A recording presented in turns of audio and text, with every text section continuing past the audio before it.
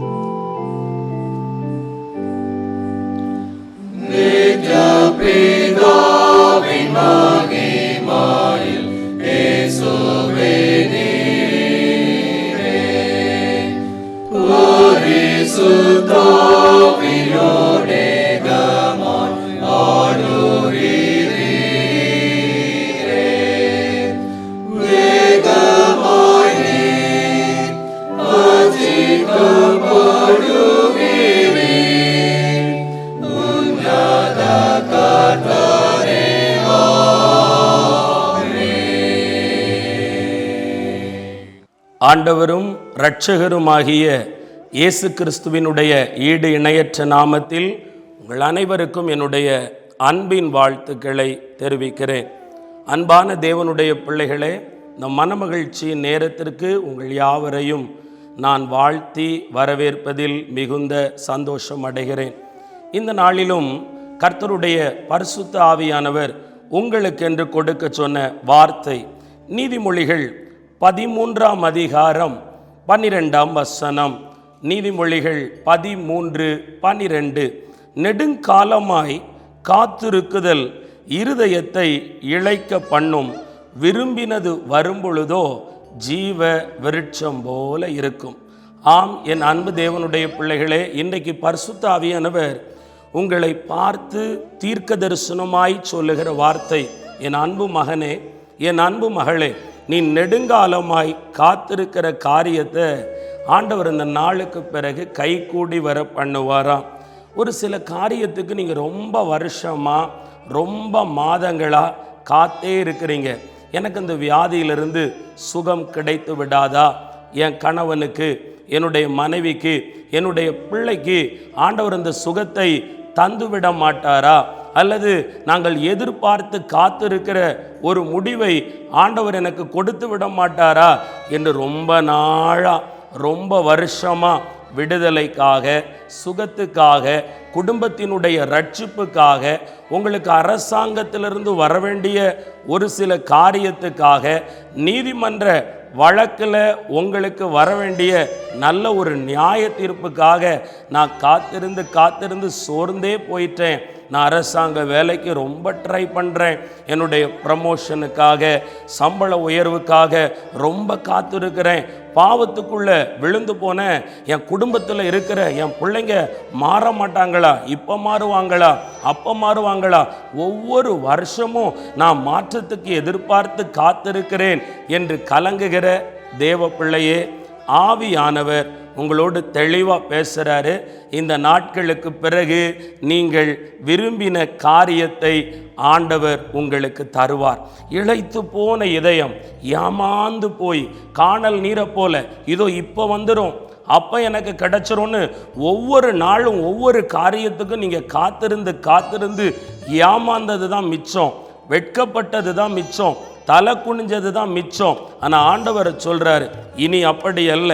இந்த தீர்க்க தரிசனமான வார்த்தை மகனே உங்களுக்கு, மகளே உங்களுக்கு, உங்கள் குடும்பத்துக்கு ஆண்டவர் இதை தருகிறார். நீ பலன் கொண்டு திட மனதாக இருக்கணும், திகைக்காம கலங்காமல் இருக்கணும். தேவ பிள்ளையே, தைரியமாக இரு. இனி எல்லாம் முடிஞ்சு போச்சு, இனி எனக்கு அவ்வளவுதான், இனி எனக்கு என்ன கிடைக்க போகுது, ஒன்றும் கிடைக்காது அப்படின்னு நீங்கள் மனம் நொந்தே போகக்கூடாது. அதனால தான் பரிசுத்த ஆவியானவர் இன்றைக்கு தெளிவாக இந்த வேத வசனத்தின் மூலம் உங்களோடு பேசுகிறார். நெடுங்காலமாய் காத்திருக்கிற காரியத்தை நான் உனக்கு தருவேன், உன் காரியத்தை ஜெயிக்க பண்ணுவேன் என்று. ஆதாரமாக பரிசுத்த வேதத்தில் ரொம்ப வருஷமாக காத்திருந்தவங்களுக்கெல்லாம் ஆண்டவர் அற்புதம் செஞ்சிருக்காரானா, யோவான் 5ஆம் அதிகாரத்தை நீங்கள் எடுத்து வைத்து கொள்ளலாம். யோவான் 5ஆம் அதிகாரம் 5ஆம் வசனத்தில் நல்லா கவனிச்சு பாருங்க.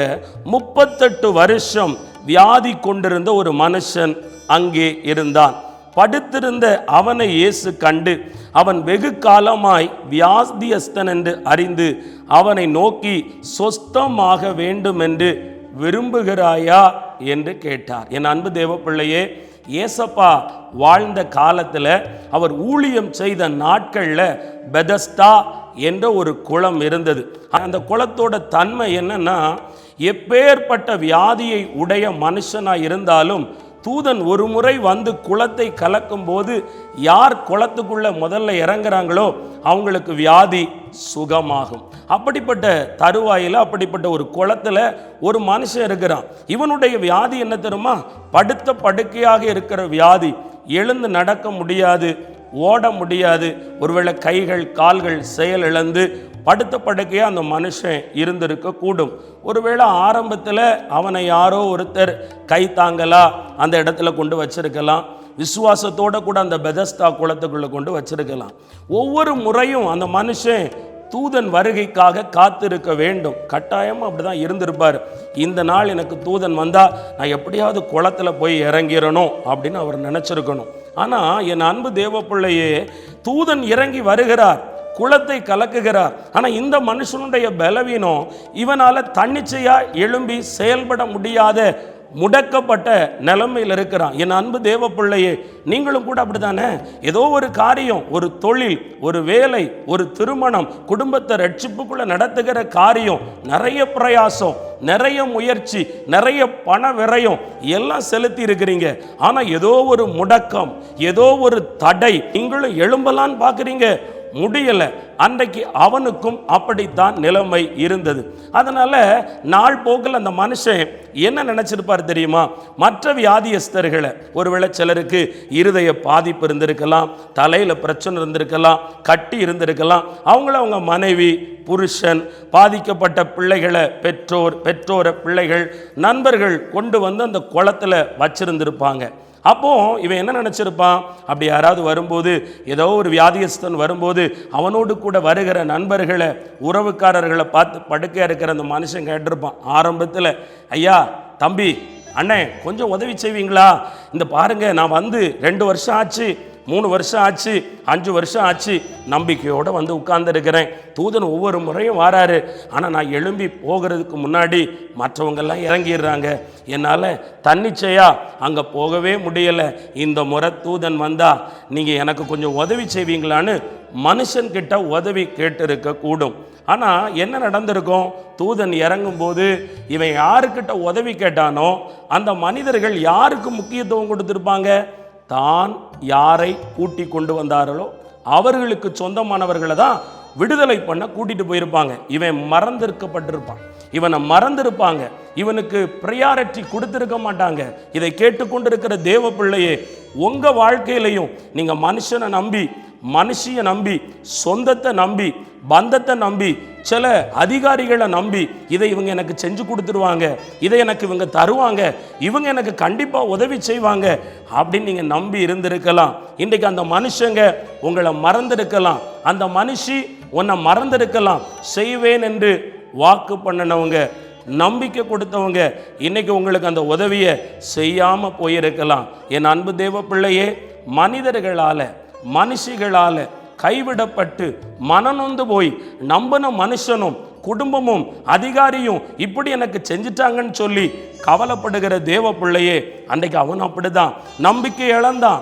மனிதர்களால் கைவிடப்பட்டு தனிமையாய் அந்த குளத்தில் எல்லாராலும் மறக்கப்பட்டு ஒதுக்கப்பட்ட நிலைமையில இருந்த அந்த மனுஷன் 1 வருஷம் இல்லைங்க, 5 வருஷம் இல்லை, 10 வருடம் அல்ல, கிட்டத்தட்ட 38 ஆண்டு காலம் அந்த மனிதன் அங்கு தனிமையாயிருந்தான், முடக்கப்பட்டு இருந்தான். ஆனால் ஒரு நம்பிக்கை இருந்திருக்குமா இல்லையான்னு எனக்கு சொல்ல தெரியல. ஆனால் ஒன்று, அவனை தேடி இயேசு கிறிஸ்து வந்தார். அந்த குளத்துக்குள்ளே இயேசு வரும்போது நிறைய வியாதியஸ்தர்கள் இருந்திருப்பாங்க. நிறைய பேருக்கு வலி உள்ள வியாதி இருந்திருக்கும், அலறி துடிச்சிருப்பாங்க, கத்தி இருப்பாங்க. ஆனால் இயேசுப்பா அவங்க பக்கம்லாம் போகலை. 38 வருஷம் கிடப்பில் போடப்பட்டவன், ஆமேன், மனிதர்களுடைய உதவியற்றவனாய் தள்ளப்பட்ட நிலைமையில் குலை உயிரும் குற்றுயிரும், இனி மீதமுள்ள காலத்தை நான் இங்கேயே இப்படியே கழிச்சிட்டு போயிடுறேன் அப்படின்னு தேவ சன்னிதானத்தில் ஆமேன் அந்த பெதஸ்தா குளத்தில் இருந்த மனிதனை இயேசு தேடி போனார். இந்த செய்தியின் மூலம் தீர்க்க தரிசனமா ஆண்டவர் என்ன சொல்ல போறார் தெரியுமா? இந்த நாட்களுக்கு பிறகு நீங்க தனிமையா திக்கற்று போன நிலைமையில கேட்பாரற்று ஆதரவற்று ஒரு விதவையா, ஒரு திக்கற்ற பிள்ளையா, ஒரு கைவிடப்பட்ட நபரா, ஆகாதென்று தள்ளப்பட்ட கல்லா ஒருவேளை நீங்க தேவ சமூகத்தில் பரிதபித்து கொண்டிருப்பீர்களே, ஆனால் இயேசு கிறிஸ்து சொல்லுகிறார், உங்களை தேடி அவர் வருவார், நிச்சயம் வருவார். வந்து என்ன செய்வார் தெரியுமா? அவனை தேடி போய் சொன்னார், மகனே நீ சுகமடைய விரும்புகிறாயா என்று அவன் விருப்பத்தை கேட்டார். என் அன்பு தேவ பிள்ளையே, ஆண்டவர் இன்னைக்கு உங்களுக்கு ஒரு வாக்கை கொடுக்கிறார். என்ன வாக்கு தெரியுமா? சங்கீதம் 37 அதிகாரம் 4 சங்கீதம் 37:4, கர்த்தரிடத்தில் மன மகிழ்ச்சியாயிரு, அவர் உன் இருதயத்தின் வேண்டுதல்களை உனக்கு அருளச் செய்வார். ஆமே, இந்த மனமகிழ்ச்சியின் நேரத்தில், இந்த மனமகிழ்ச்சியின் நேரம் என்கிற இந்த ஆசீர்வாதமான இந்த நிகழ்ச்சியில ஆண்டவர் உங்களை பார்த்து எப்படிப்பட்ட நிலைமையில காத்திருந்து காத்திருந்து காத்திருந்தது கிடைக்காம நொந்து போன நிலைமையில இருக்கிற, ஐயோ சஞ்சலப்பட்டு தவிப்படைந்து போய் இருக்கிற உங்களை பார்த்து இயேசு கிறிஸ்து சொல்லுகிறார், மனமகிழ்ச்சியாரு, மனமகிழ்ச்சியாரு, உன்னுடைய இருதயத்தின் வேண்டுதலை கர்த்தர் உங்களுக்கு அருளச் செய்வாராம். ஆம் என் அன்பு தேவ பிள்ளையே, உலகத்தில் உங்கள் இருதயத்தை, உங்கள் மனசாட்சியை யாரும் புரிந்து கொள்ளாமல் இருக்கலாம். உங்கள் வீட்டார், உங்கள் குடும்பத்தார் உங்களுக்காக உயிரையே கொடுப்பேன்னு சொல்லி உங்கள் கூட இருந்து பழகினவங்க உங்களை புரிந்து கொள்ளாமல் தற்போதைய உங்கள் இடுக்கமான நிலைமையை கண்டு அவங்க வேணா விலகி போயிருக்கலாம். ஏசப்பா சொல்றார், நான் உன்னை மறப்பேனோ, மறந்து போவேனோ? இல்லவே இல்லை, நான் உன்னிடத்தில் வருவேன், உன்னிடத்தில் வந்து உன்னுடைய இருதயத்தின் வேண்டுதலை அருளச் செய்வேன் என்று வாக்கு கொடுக்கிறார். ஆம் என் அன்பு தேவ பிள்ளையே, நெடுங்காலமாய் காத்திருந்த அந்த முடக்கப்பட்ட நிலைமையில, கைவிடப்பட்ட நிலைமையில, தனிமையாயிருந்த நிலைமையில, செயலிழந்து போன அந்த மனுஷனை ஆண்டவர் எழும்பி நடக்க பண்ணி அவனை சுகமாக்கி அவன் எல்லைக்குள் பிரவேசிக்க வைத்தார். இன்றைக்கும் உங்கள் வாழ்க்கையில் உங்கள் குடும்பம், உங்கள் தொழில், உங்களுடைய வேலை, உங்களுடைய ஊழியம், உங்களுடைய அழைப்பு, உங்கள் குடும்பத்தோட ரட்சிப்பு, வருமானம், சந்தோஷம், சமாதானம், கணவன் மனைவி ஐக்கியம், பெற்றோர் பிள்ளைகளுக்கிடையே உள்ள உறவு, ஒருவேளை படிப்பு, எதிர்காலம் முடக்கப்பட்டு செயலிழந்து கைவிடப்பட்டு உதவியற்ற நிலைமையில, ஆறுதலற்ற நிலைமையில தேவ பிள்ளையே நீ இருந்து கொண்டிருப்பாயே, ஆனால் இன்றைக்கு பரிசுத்த ஆவியானவர் தீர்க்க தரிசனமாய் உரைக்கிறார், நீங்கள் நெடுங்காலமாய் காத்திருந்தது வாய்க்கும், அது நடக்கும், அதை உங்களுக்கு செய்வார். உங்கள் காரியங்களை கர்த்தரே உங்களுக்கு வாய்க்க பண்ணுவாராம். திட மனதாயிருங்கள், திடப்படுத்திக் கொள்ளுங்கள், கர்த்தருக்கு காத்திருங்கள், நீங்கள் நம்புகிறது உங்களுக்கு அவராலேயே வரும். அது மட்டும் இல்லை மக்களே, அன்பு தேவ பிள்ளையே, உங்கள் இருதயத்தை புரிந்து கொள்ளுகிற ஒரு தேவன் இருக்கிறார். நம்ம இருதயத்தை சில நேரம் நம்ம குடும்பத்தாரால் கூட புரிந்து கொள்ள முடியாது, நண்பர்களால் புரிந்து கொள்ள முடியாது. உங்கள் இருதயத்துக்குள்ள வியாகுலம், உங்கள் இருதயத்துக்குள்ள துக்கம், உங்கள் புருஷனை பற்றி, உங்கள் மனைவியை பற்றி, உங்கள் பிள்ளைங்களை குறித்து ஒரு பாரம். ஆண்டவர் சொல்கிறார், சந்தோஷமா இரு, உன் துக்கம் சந்தோஷமாக மாறும். நீங்கள் அழும்போது, நீங்கள் துக்கப்படும் போது உங்கள் உறவுகள், எதிராளிகள், உலகம்லாம் சந்தோஷமாக இருக்குது. ஆனால் நீங்கள் எப்படி இருக்கீங்க? நான் ஒரு ராசி கெட்டவனை போல, நான் அற்பமான மனுஷனாக இருக்கேன்னு நினைக்கிறீங்க. இல்லை, இனி உங்கள் துக்கம் சந்தோஷமாய் மாறும். உங்கள் இருதயத்தின் வேண்டுதலை அப்படியே அருளச் செய்வார். ஜெபிப்போமா? ஆண்டவர் உங்களை ஆசீர்வதிக்கட்டும்.